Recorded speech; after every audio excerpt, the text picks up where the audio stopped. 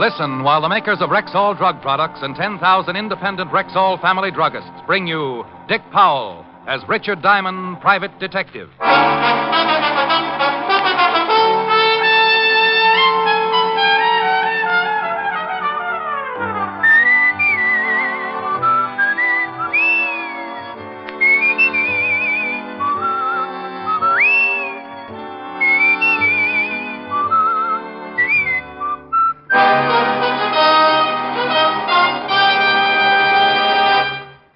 Good evening. This is your Rexall family druggist, speaking to you for the 10,000 independent druggists who have made the word Rexall part of our own store names, and who recommend and sell the 2,000 or more drug products made by the Rexall Drug Company. Like Rexall MI31, for example. Rexall's popular and versatile mouthwash, gargle, and breath deodorant. Full-strength MI31 kills contacted germs almost instantly, yet will not harm delicate membranes of the mouth and throat. Yes, for a dependable, refreshing mouthwash, remember Rexall MI31. And remember also, you can depend on any drug product that bears the name Rexall. Good health to all from Rexall. Now, your Rexall family druggist brings you a transcribed half hour with Richard Diamond, private detective, starring Dick Powell.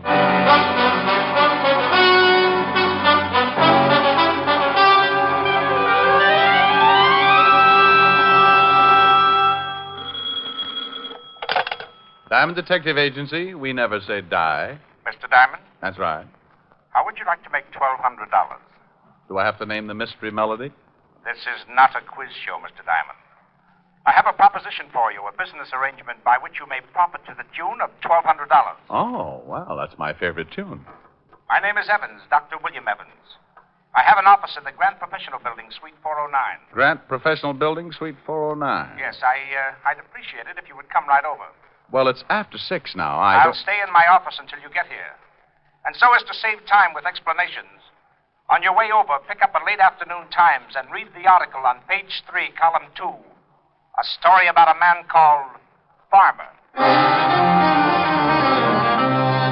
I locked the office, went downstairs, and out on the street, where I purchased the late afternoon Times, and in the cab headed for Dr. Evans's office.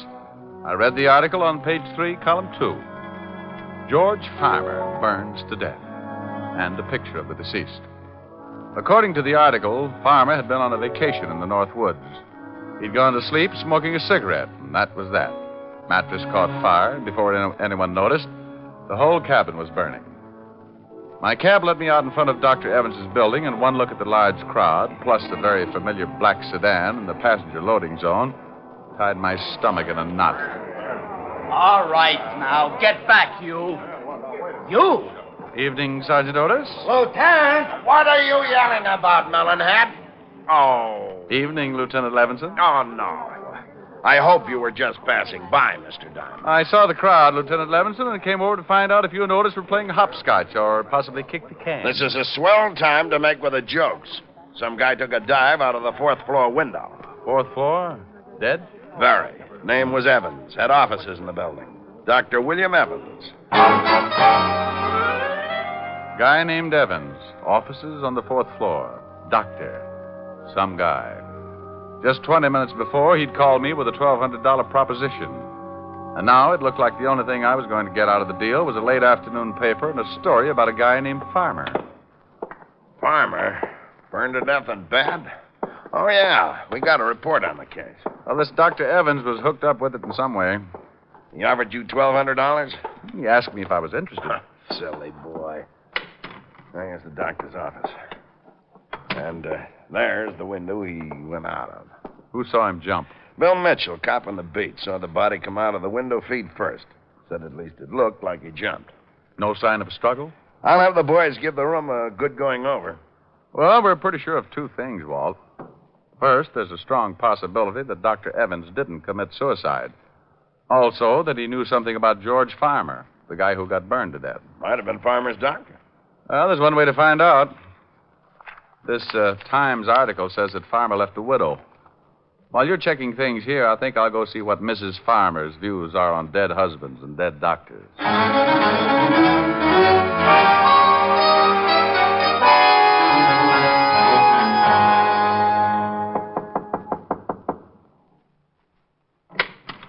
Yes?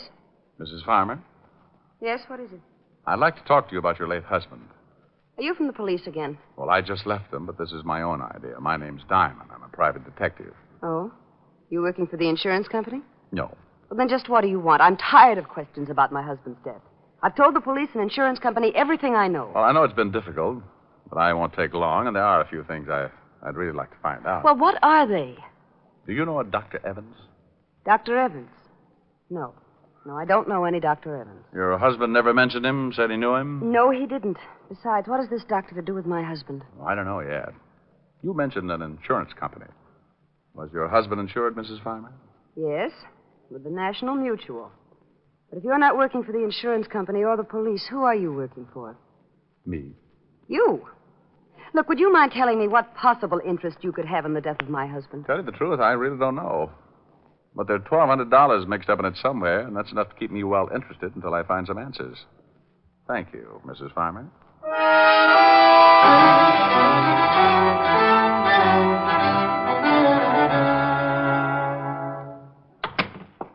Hello, Walt. Hello, Rick. You see the wife? Yeah, lovely girl. Type you'd like to bring home to Mom. You find out anything? Nothing in the room to indicate the doctor was pushed out of the window. Mrs. Farmer didn't know the doctor. Said her late husband didn't either. But she thought at first I was from an insurance company. Well, what company? Oh, a National Mutual. Otis, Yeah, Lieutenant. got the names of the officials in National Mutual? Yeah, Bring them in. right. Why all the action?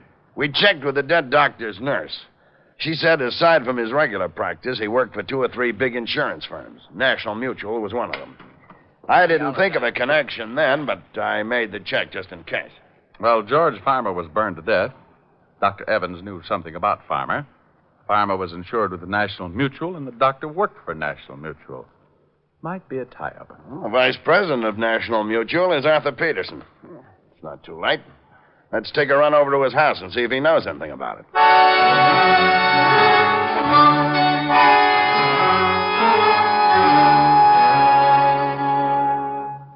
Well, gentlemen, in answer to your questions, yes, we did insure the late George Farmer, and Dr. Evans does work for us.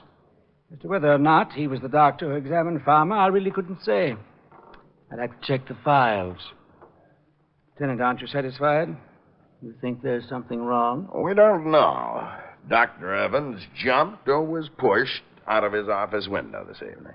Good Lord. He called Mr. Diamond here and indicated he knew something about Farmer's death. Have you settled the claim with Mrs. Farmer yet? No, but it's to be settled within the week.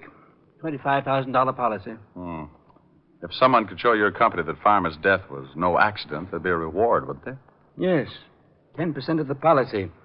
In this case, $2,500. Oh, half of that'd be about $1,200. You think we could look at your records tonight, Mr. Peterson? It's very important. Of course. I'll just get a coat and we'll go right down to the office. We left with Mr. Peterson and headed for the offices of the National Mutual. A quick look through the file showed us what we wanted. A full report on the state of George Farmer's health. Okayed for insurance by the examining physician, Dr. William Evans. It's too bad the first claim on an accident policy has to be a death. Well, that ties that up. Now what have we got? Enough to keep on looking. I think I'll go have a long talk with Farmer's wife. Our company detectives checked that. She was right here in the city when her husband died. Well, a little talk won't hurt. Who sold Farmer the policy, Mr. Peterson? According to the files, the insurance man was Martin Ames. You have his address here? Yes. Here you are. Good man. One of our leading salesmen. While you're talking with Mrs. Farmer, Walt, I think I'll run over and see this man Ames. Maybe he can do us some good. If the late Dr. Evans hadn't offered me $1,200, I would have okayed his 4-floor dive as an act of suicide. But the way things were shaping up, he was going to split an insurance reward. And knowing doctors to be pretty practical people, I just couldn't imagine him giving up that kind of money for a fast trip to the sidewalk. The home of Martin Ames was an apartment on the Lower East Side. His wife answered the door. No, my husband isn't here. I was just leaving. You know where I can find your husband, Mrs. Ames? It's rather important. I don't know what you want, but if you want to see my husband, that's where I'm going now. I just got a call. He's had an automobile accident.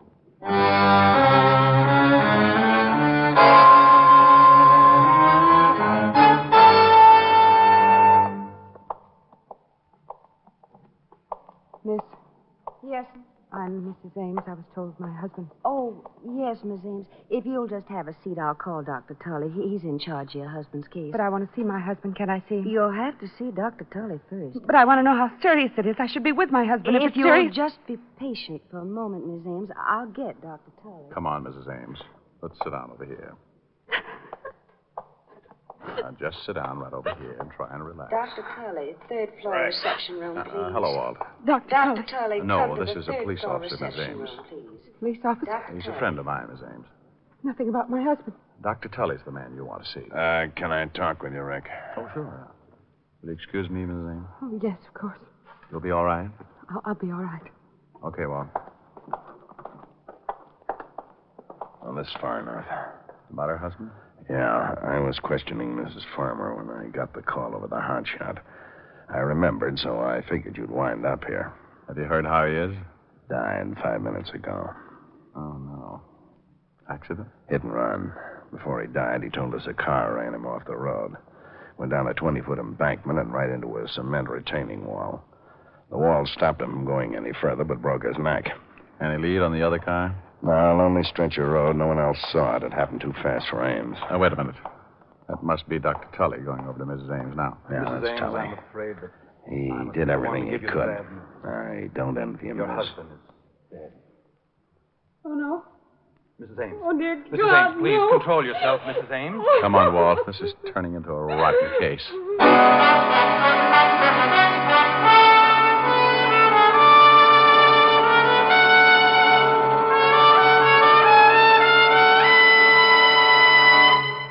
Before we continue with the adventures of Richard Diamond, private detective, here's your Rexall family druggist.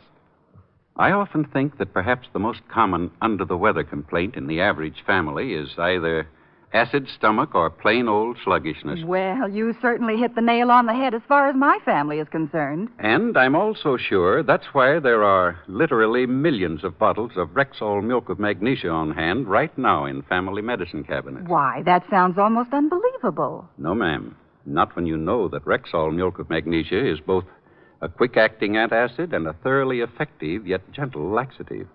What's more, Rexall milk of magnesia has none of that unpleasant, earthy, gritty taste. Say, my family would really appreciate that. Then why not let them see for themselves just how creamy smooth and actually pleasant-tasting Rexall milk of magnesia really is? Ask for it at Rexall drugstores everywhere. And remember, you can depend on any drug product that bears the name Rexall. And now back to tonight's adventure with Richard Diamond, private detective, starring Dick Powell. A little after 6, I got a phone call, and by 6:30, the man who called was lying on a sidewalk, broken in two from a 4-story drop. 2 hours later, an insurance salesman named Ames was run off the road and ended up with a broken neck. Coincidence? Not a bit. Walt found the location of the place where George Farmer had burned to death. Then we climbed in the squad car and started the long drive for the Catskills. Around 7 in the morning, we turned off the main highway and onto a dirt road. A sign reading Sportsman's Retreat, 2 miles, pointed the way, and 20 minutes later, we were pulling up in front of the lodge.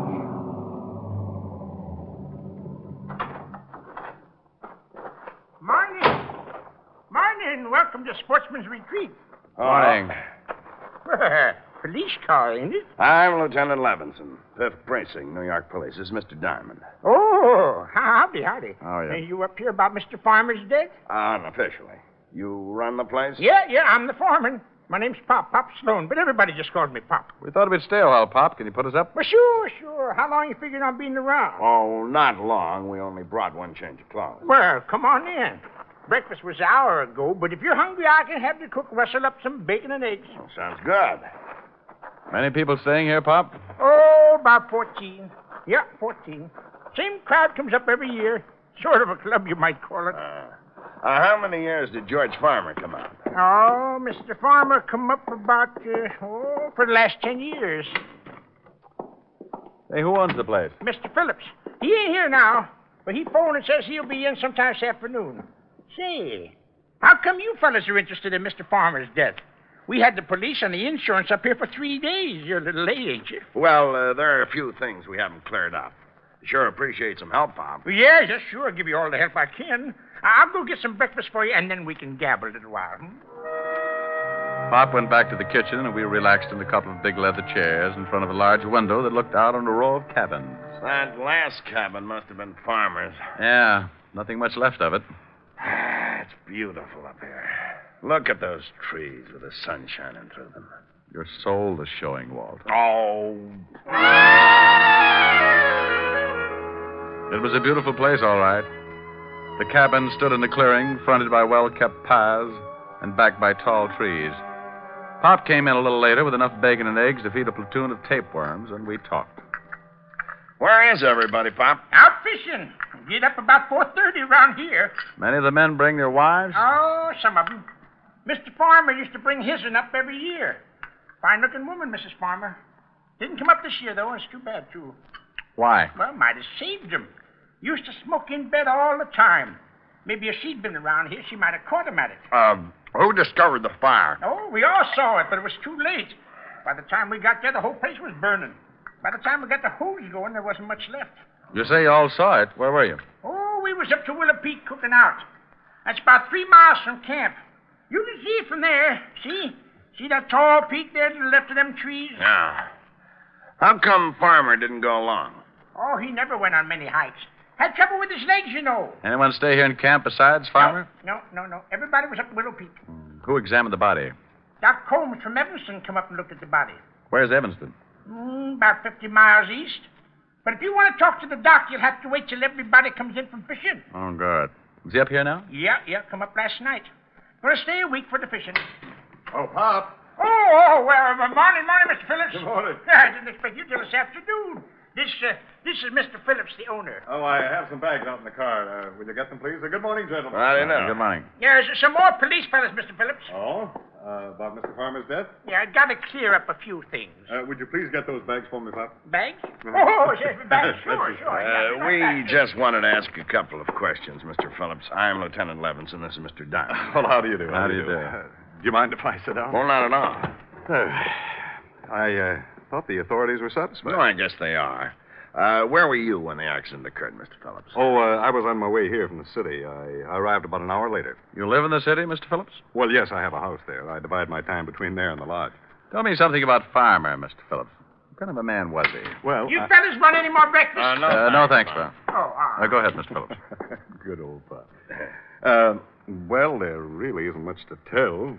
Farmer was a nice sort of a guy, rather quiet.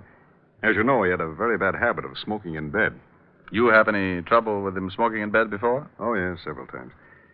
Nearly started a fire 2 years ago. Well, wouldn't that make you watch him a little more closely? Well, you see, his wife came up with him every year, but this one, she was usually near enough to prevent any trouble. How long did he usually stay here? Whole week, 10 days, however long his vacation lasted. Mm-hmm. What was his business? I think he was in advertising. Make much money? I have no idea. He certainly never spent much. He was tight as the devil. He was known for it, in fact. Coming up here was the only luxury he allowed himself. He'd tell everyone he'd save all year just to come up here and relax for a week or so. Hey, Lieutenant, here comes Doc Combs. He must have got his limit. Oh, you gentlemen interested in talking to the doctor? Yeah, Pop tells us he was the one who examined the body. Well, what'd you get, Doc? Hi, Pop. I got my limit. Oh, good for you. Come on over here. A couple of fellas want to talk to you. Well, how are you, Phil? Hello, Doc. Pop said you weren't due in till this afternoon. Uh-huh. Oh, this is Lieutenant Levinson and Mr. Diamond. How are you? Police? Yeah. They want to ask you a few questions. We got to clear up a few things about George Farmer getting burned to death. Pop, that's enough, Pop. I was only trying to help. Well, certainly, gentlemen. Here, will you take these fish, please, Pop? Fish?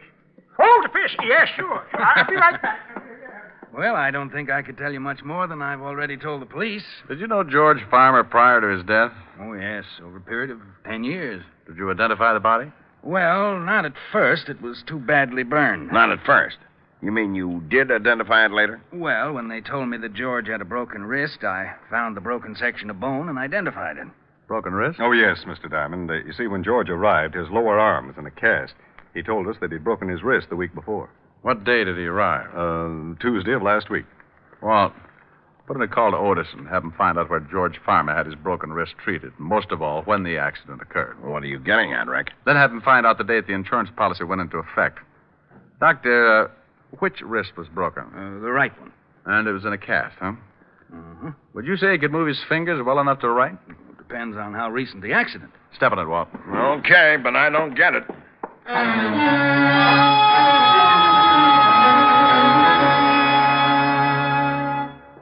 I talked to Otis. He'll get the information. Call us back. Now, would you mind telling me what the devil this is all about?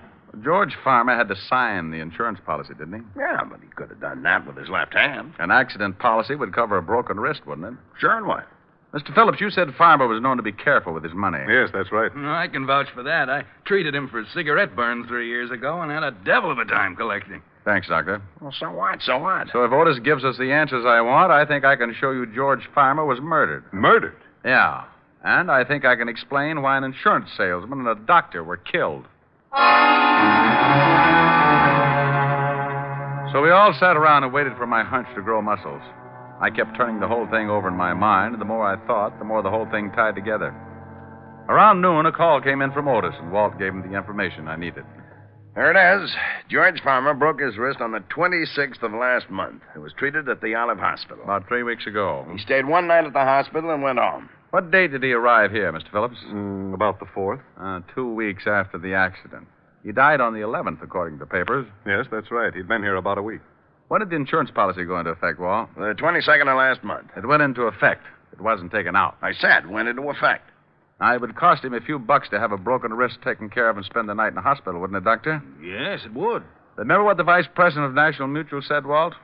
Too bad the first claim on an accident policy had to be death. Yeah.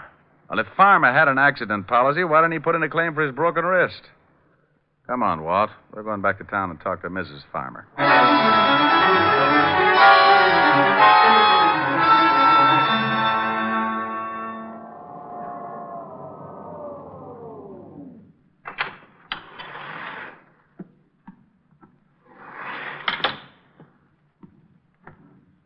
You got your men spotted around the building? Whole block surrounded. Peterson and Evers are covering the front. Cars at every corner. Isn't Otis going to play? Well, there's been some complaints about noisy cats in the neighborhood, so I stuck Otis and back in the alley. He'll drive every cat right into the river. You might have made a mistake. One yell out of Otis, and he'll end up with all the shoes in the block. Here it is. Yeah? Oh. Mind if we come in, Mrs. Farmer? No, I guess not. Well, what is it this time, Lieutenant? We think your husband was murdered. Well, that's ridiculous. Now, we know you didn't do it, but you were in on it. You know who did. Are you serious? Very. We just had the lab make a check on the insurance policy. The signature and the fingerprints were from the right hand. Well, of course they were. So your husband didn't have a broken wrist at the time? Well, no, he did that sometime later. And you'll swear that it's his signature on the policy? Certainly. I went to the doctor with him. I thought you said you didn't know a Dr. Evans. Well, I don't. He was the insurance doctor. Well, I'd never seen him before or since. How could you expect me to Your remember husband didn't turn in a claim for his broken wrist. He didn't? Well, that was his business, wasn't it? Don't you think it's rather strange to take out an accident policy and not turn in a claim on your first accident? I don't know. I didn't bother with my husband's affairs. Is this your husband's driver's license? Where did you get that? Motor Vehicle Department. Is it your husband's license? Yes, I guess so. The signature on this license is not the same as the one on the insurance policy. What do you mean? He means that the signature on the insurance policy is a very clever forgery. Who forged it, Mrs. Farmer? I don't know. I don't know what you're talking about. Who went to that doctor's office representing your husband? No one. Why in the world would I do that? Why would I have someone represent my husband? Probably because you wanted your husband out of the way. That's horrible. Get out of here. That's not true. Who was in on it with you? Who killed your husband up at his cabin at the lodge? Get out. Get out. It had to be someone at the lodge who knew what cabin he was in. No. Did you give the papers your husband's picture? Yes. You're lying. The newspapers told us you claimed not to have a picture. Well, I don't remember. I don't remember. Oh, sure you do.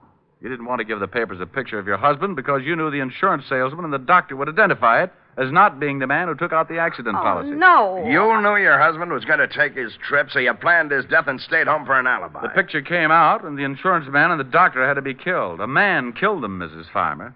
Someone strong enough to run a car off the road and lift an unconscious man out of a window, feet first. Who killed him, Mrs. Farmer? Hey, you, stop! Stop! Lieutenant! Otis has got something. Well, let's get out on the fire escape. Stop or I'll shoot! There's a new line. Somebody halfway up the fire escape. Look out, Otis! Move over, Walt. Otis going to hit a herd of elephants in a broom closet. I got him, Lieutenant! He got him. No, make him happy, Walt. Climb out there and see what we got. Okay. Now, just take it easy, honey. Frank! Yeah? That guy Phillips, the one who owned the lodge. And he's dead. Well, Mrs. Farmer, that's it. Want to tell me about it? Oh, yes, it doesn't make any difference now. Phillips killed your husband and the other two men? Yes. We fell in love 3 summers ago. But he planned it. The whole thing was his idea. Oh, sure, I know. But the state is pretty narrow-minded about those things, honey. Guy like that gets ideas and gets dead for it. You like his ideas, and you just got to get in some kind of trouble along the way. Go on, Melonhead. Climb in. You're not hurt that bad. I am told. You get shot, Otis? No. But I'd like to ask you something, Shamus. Did you throw a shoe at me?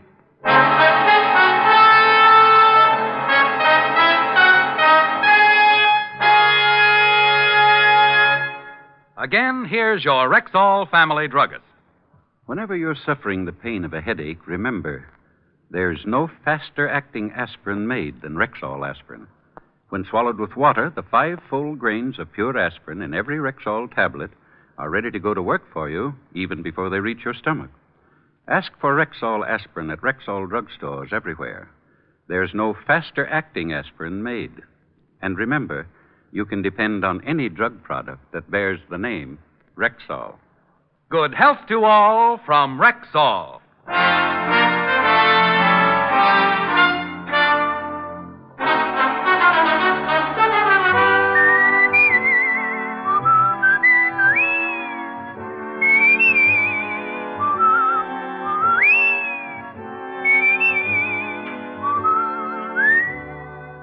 Richard Diamond, Private Detective, stars Dick Powell in the title role and is written by Blake Edwards, with music composed and conducted by Frank Worth.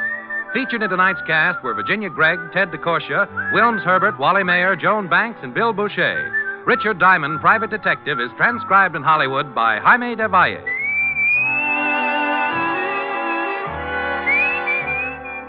This is Bill Foreman inviting you to be with us next Wednesday at this time when we will again bring you Dick Powell as Richard Diamond, Private Detective.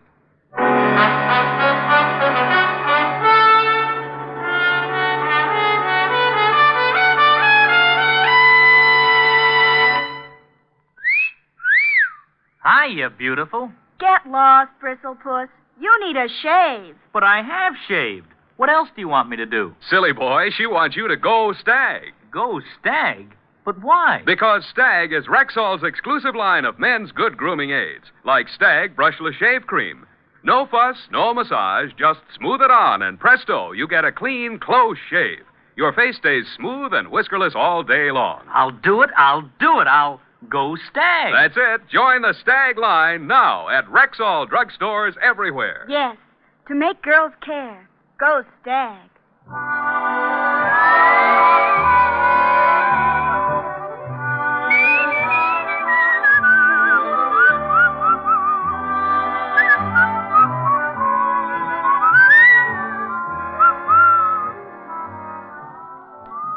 Wednesdays this fall, hear Groucho, Gildy, and the Halls of Ivy on NBC.